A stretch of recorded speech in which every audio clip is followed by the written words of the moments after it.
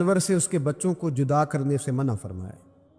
جب تک بچے کو ماں کی ضرورت ہے اسے جدا نہیں کیا جائے گا، جب تک وہ دودھ پیتا ہے اسے جدا نہیں کیا جائے گا، جب تک چڑیا کا بچہ بھی چھوٹا ہے اور اس کی ماں اس کے لیے دانہ لے کے آتی ہے تو اسے ماں سے جدا نہیں کیا جائے گا، اس کی جذبات کا، احساسات کا خیال رکھا جائے گا۔ یہاں تو میرے دیہاتوں کے جو بڑے سمجھدار قسم کے سمجھدار چودھری قسم کے لوگ ہیں، ان کا بھی جب بہو سے اختلاف ہوتا ہے تو کہتے ہیں اس کے بچے رکھ لو، یہ جب خود روئے گی تو لوٹ کے آ جائے گی۔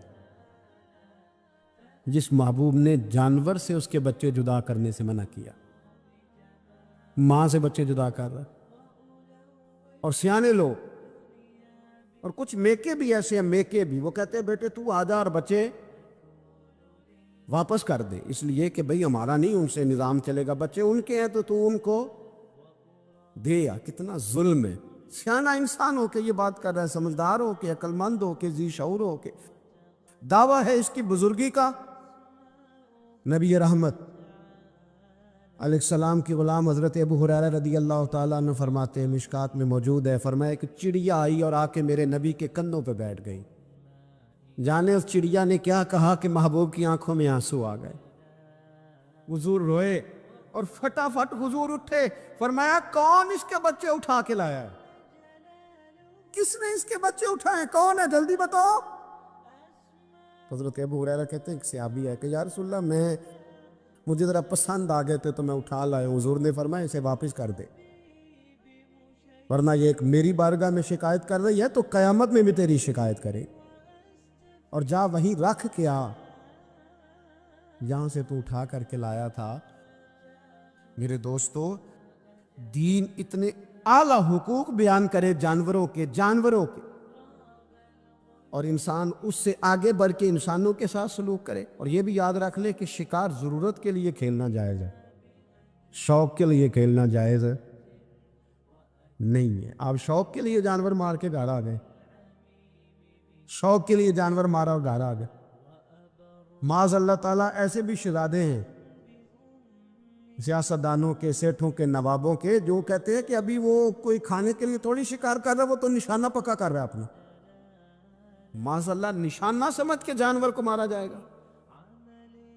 اور یہاں تک باتیں سننے میں ملتی ہیں کہ جانور باندھا جاتا ہے، اس پہ نشانہ کیا جاتا ہے۔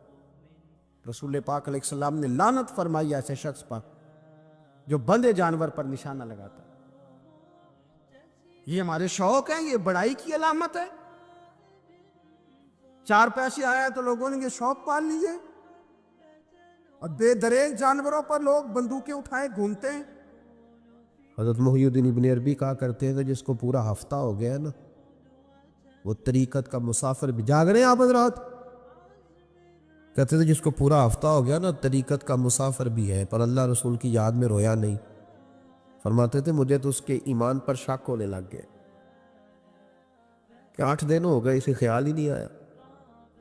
حضرت عمر میدان میں جس شخص کے کبھی پاؤں نہیں لڑکھڑائے، اللہ رسول کی بات آتی تھی تو دریا بہتے تھے آنسو۔ یہاں حال ہی کوئی نہیں، خوش جملے اور جناب موٹے موٹے تراشے ہوئے فکرے اور لفظوں کی ہیرا پھیری، اس کے علاوہ کوئی چیز نظر ہی نہیں آتی۔ حضرت عمر رونے لگے، آخری وقت ہے، تڑپ رہے ہیں، آنسو بہہ رہے۔ حضرت عبداللہ ابن مسعود آ گئے، انہوں نے کہا عمر تیری ہجرت بھی بڑی باکمال تھی، تیرا اسلام قبول کرنا بھی بڑا ہی باکمال تھا، حضور بھی تجھ سے ہمیشہ راضی رہے۔ عمر تو روتا کیوں ہے یار؟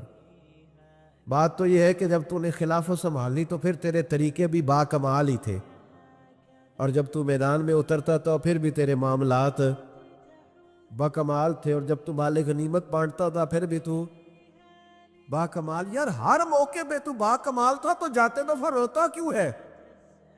ان کا استغفار دیکھو، ان کی توبہ دیکھو۔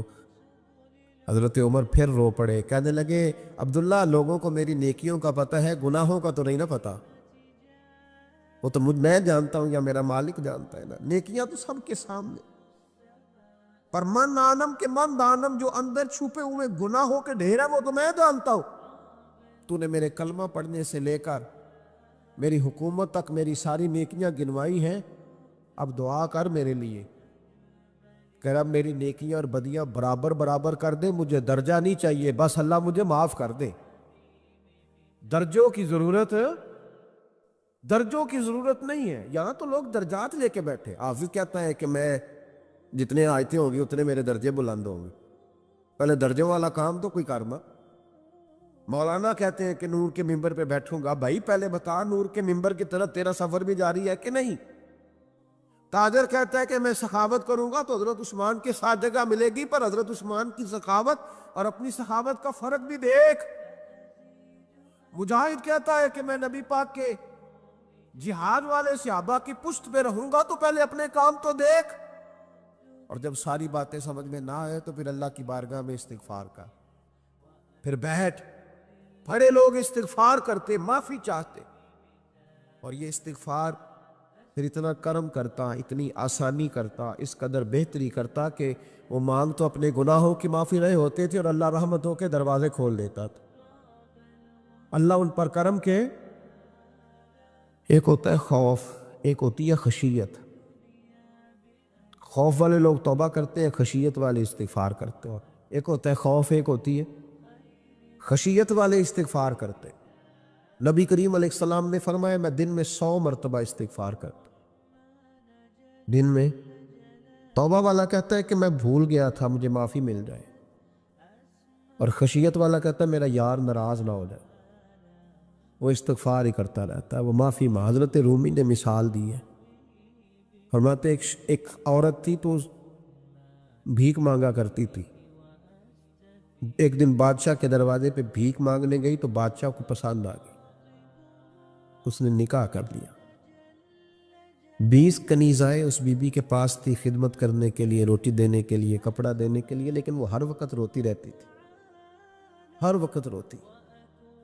ایک سمجھدار کنیز کہنے لگی کہ ملکہ اب تیرا درجہ بہت بڑا ہے، تو ہر وقت روتی رہتی ہے، معافی ہی مانگتی رہتی ہے ہر وقت، کون سی ایسی نعمت ہے جو تیرے پاس نہیں؟